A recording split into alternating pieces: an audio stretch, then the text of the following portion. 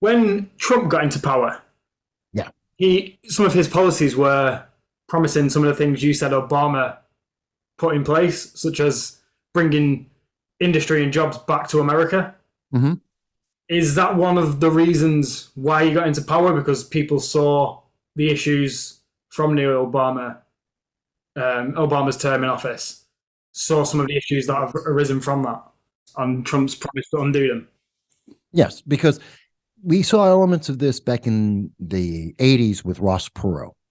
We have a businessman, someone who's not political, who's talking directly to the American people and the world and saying, okay, here's that divergent point. Let's go back. Let's fix this.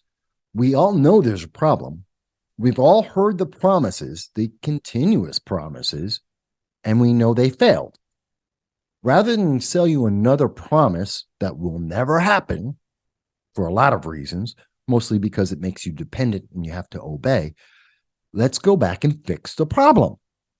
And then we will be in better shape than before. Like we have been promised for 3 decades before Trump got in, America needs to lower its corporate business rate, corporate taxes, which would stimulate the economy. Democrats said that when they were in power. Republicans said that when they were in power. No one ever did it, mostly because they wanted the credit, both sides at various times wanted the credit for doing it because everyone knew it would help. But no one wanted the other guy to say, well, I did it, so I get the credit. Trump said, screw you guys. I don't care who gets the credit.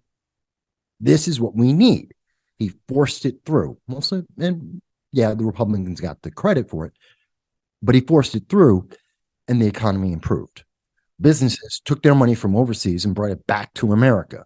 Businesses came back to America and had a spur a growth of manufacturing in America because we were competitive again.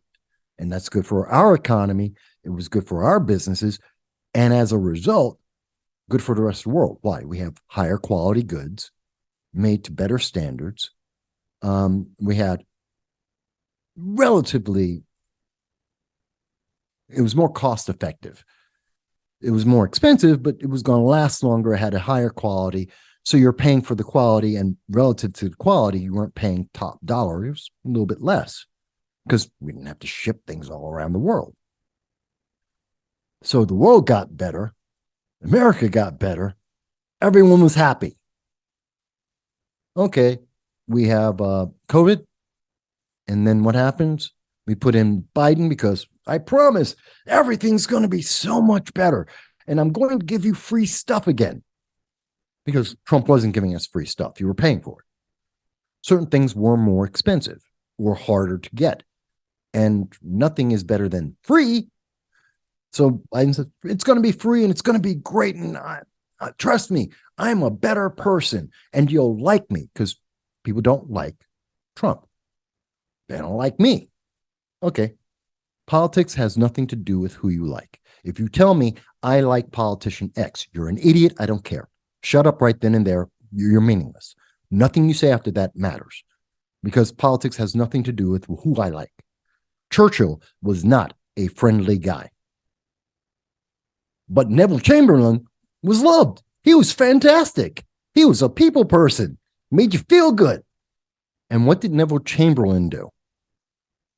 We all know. He was appeasement all the way. Led us into World War II. Led us directly into strengthening Germany in the 1938 into the 1930s that led us into the 1940s World War II because of the appeasement, because he was being the nice guy. He's the guy everyone liked. It doesn't matter who they are. It matters what they do and if they get shit done. Yeah. And I could care less if you like them. It's never been a requirement of politics that I like them, that I want to have a beer with them or I want to drink, hang out as my buddy. I could care less. It's about effective and efficient. Are you effective and efficient in what you're doing? If you are, you're good. This is what I have discussed before on our podcast. Definitely within the UK, our politicians, and I can't get my head around it, and I still can't. Our politicians, a lot of them are seen as celebrities. They're put on the same level as singers, actors, actresses. Hmm. I don't know if you've heard of "I'm a Celebrity, Get Me Out of Here." We No, had I haven't heard of that. we had you've heard of Matt Hancock, right? He went in the jungle. I'm a celebrity, get me out of here. They go into a jungle, all these celebrities, and they get voted by the public. But I couldn't get my head around why is there a politician in a celebrity show? There needs to be a disconnect between, and that's a big problem in the UK with people. Exactly what you've just said. They like people or they don't like people, depending on the things they say, the way they act, But rather than the shit leader, they do. if you look at it from like this perspective, if you're at work and you don't like your boss, but you're still getting paid and everything's working, the business is running efficiently, and it means you're getting paid and you're getting pay rises, then it doesn't matter if you like your boss or not because you're benefiting from it. But if you really like your boss and you're not getting paid or you're being underpaid some months because your boss is just trying to appease you and like, trying to be nice with you, should you really like him just because he's a people person? If you're not benefiting from it, like you would stop liking him if he was your boss and you weren't being paid, which is essentially like a simple term of the like. Yeah, it's the easiest way. Your boss is taking you out for a beer every Friday. Fantastic.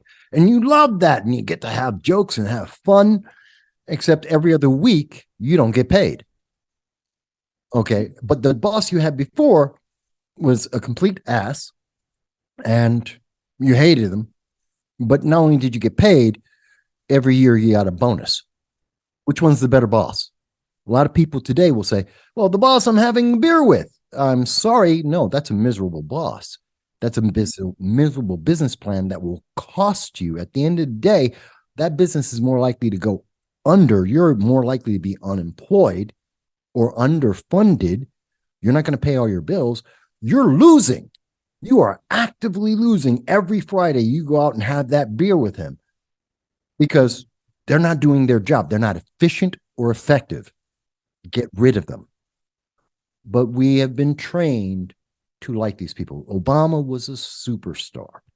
He was a rock star. So was Clinton. Clinton was a rock star going on MTV, playing the saxophone. Wasn't he a fun guy? Yeah, but what did he do? Was he effective? No. Was he efficient? Absolutely not. They actually demonstrably did things that hurt America and the world. Why do we look at them good? Because some TV station said, isn't that nice? Don't you feel good? And that came into, and that's Clinton really started the wave of feel good. And I can't stand people saying, but I feel. I could care less how you feel. Honestly, I don't care how people feel. Your feelings are meaningless. And someone saying, well, that's mean. I don't care if it's mean. Here's the reality. You have a feeling. I have a feeling. Aaron has a feeling. We all have feelings. Why does your feeling count more than mine? Why do feelings matter at all? Because we're talking about what's effective, what's making the country safer, what's making it more valuable, what's going to protect you in the future to enable you to live, your family to live better. Has nothing, none of those things have to do with feelings. Feelings are mutable and they change as fast as the weather does. That's not something you base a society. That's not something you base your life on. You base your life on effective and efficient and factual, concrete things.